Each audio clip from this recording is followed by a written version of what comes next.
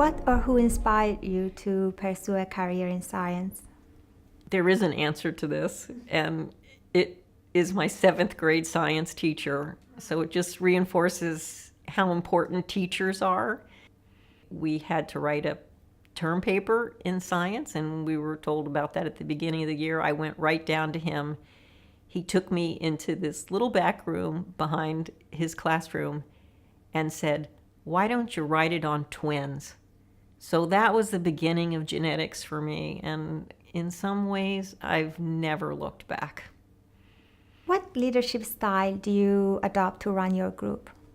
My leadership style, I think, is really patterned on the leadership style of my graduate school advisor, who was pretty much hands-off and allowed me to really learn how to manage myself and seek her advice whenever I needed it. So the description that I give prospective students who join my lab is that I want them to learn through this process how they will run their own lab.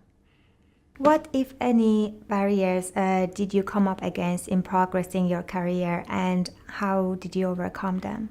So I would say it's the two-body problem, where we were maximizing my husband's career at the same time I was trying to maximize my own. And it was never really the right time for either my husband or, it turns out, also my kids making transitions in their school.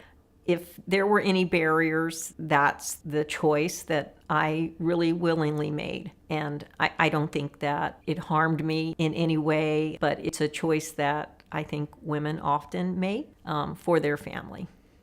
Has there ever been a time that you felt like you want to give up your career? I might have said that in a moment of stress, but I truly never felt it. I was always happy every day to get up and have the job that I loved.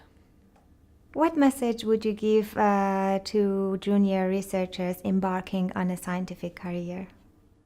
Love every minute of it.